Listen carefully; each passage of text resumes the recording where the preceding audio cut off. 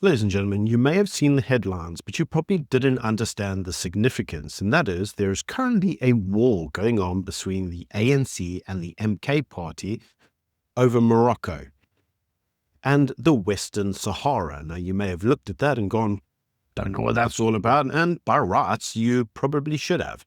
But there's actually quite a lot of detail involved here, and it's detail that you really do need to know about.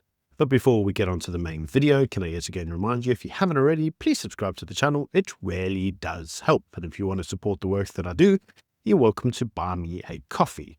So let's get into the video. So what's actually gone on? Well, Zuma, former President Jacob Zuma, went to Morocco, and during that meeting with Morocco, he displayed the South African flag. Now, he clearly had a form of policy shift endorsing Morocco's sovereignty over the Western Sahara during that meeting. Jacob Zuma publicly supported Morocco's autonomy proposal, stating it enables local governments while securing Morocco's sovereignty, an abrupt divergence from the ANC's long-standing backing of that region's people's right to self-determination. Now, Fikile Mbalula, the ANC Secretary-General, didn't mince his words, and he called Jacob Zuma no messiah and a sellout of note for adopting Morocco's position, which the ANC considers to be inconsistent with South Africa's principles and historical foreign policy. So, let's just be clear what's going on here. Morocco says that they have control over Morocco. And they have control over Morocco. They've had control over Morocco for some time. And I'll go into the details of that shortly.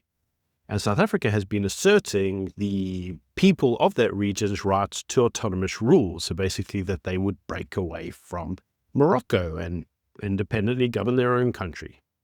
Now, Jacob Zuma has obviously supported Morocco's claim over the territory. And so the actual criticism that was levied at Jacob Zuma came from Durko. Always Durko. Now, Durko criticized Jacob Zuma's meeting with Morocco, which took place on the 15th of July 2025, in his role as leader of the MK party. And whilst there, the South African flag was flown in a gesture of suggesting an official state representation.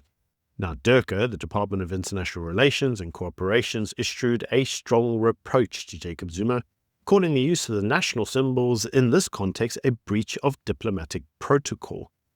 It's amazing how they always cite diplomatic protocol when they feel that their own fifis have been hurt by somebody else's actions. Now, if Durko emphasized that Zuma is no state actor, and that the presence of these symbols incorrectly implied that the meeting had an official government-to-government engagement. Now, the government urged Morocco to avoid such misrepresentation of future interactions and stressed that preserving mutual respect and proper diplomatic form is crucial to maintaining healthy bilateral relations. In other words, don't speak to Zuma, he's got nothing to do with the country, you need to speak to us. So let's actually talk about the Western Sahara.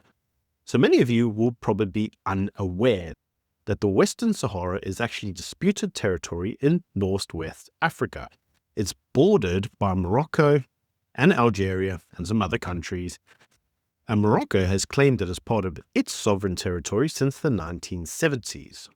Now, a nationalist movement in that territory seeks independence, and this national independence movement has been recognized by the African Union as being the Sahrawi Arab Democratic Republic, the SADR, though most countries don't recognize this independence. So let's just be clear, the Western Sahara is disputed territory, and that there is a nationalist movement that wants it to be independent. It actually has, that independence movement has African Union backing, but to be frank, no one else backs it. Now, Morocco has controlled about 80% of the Western Sahara since the Green March in 1975 after Spain withdrew from the area.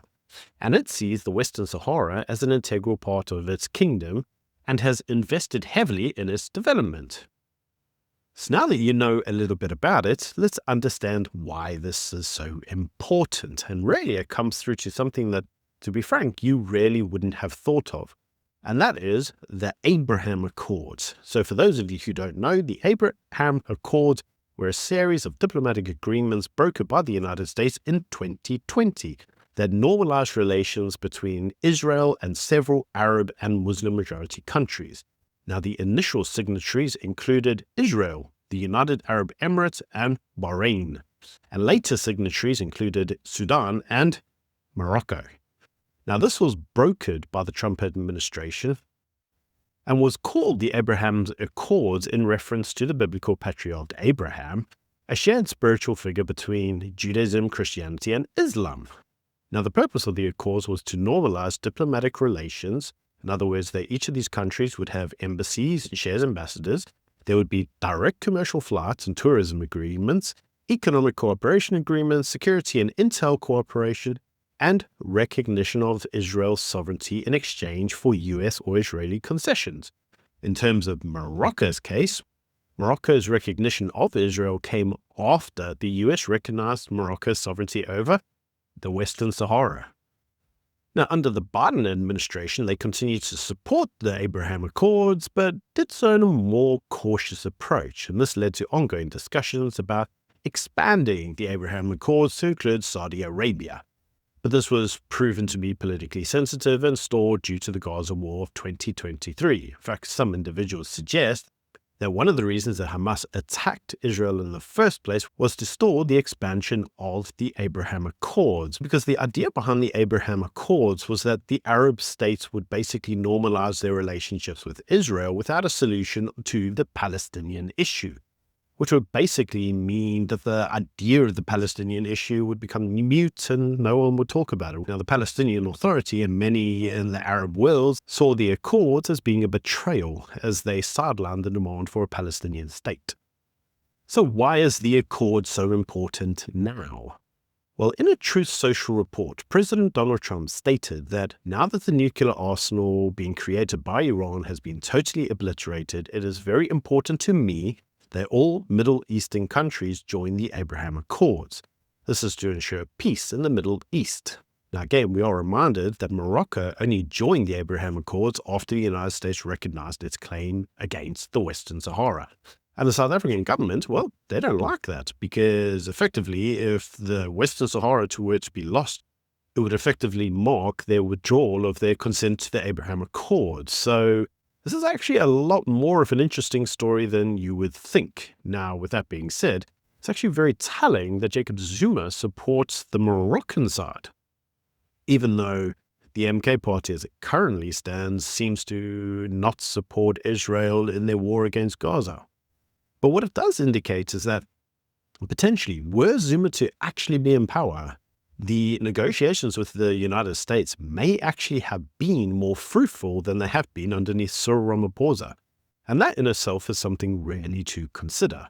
But in any case, it's important to understand how the South African government continues to approach the issue of the Western Sahara. Specifically, are they really approaching it from the perspective of an autonomous zone, in other words, a people that want autonomy and self-governance? And if that is the approach that they're taking, why do they have an issue with Taiwan wanting to be its own autonomous and independent governed state? That's a question in itself, is it not? In any case, these are all just my views. Do let me know what you think in the comment section below. This is a story that, to be honest, you really should pay more attention to, because the implications of it actually are far more damaging than you might think. In any case, until next time, bye.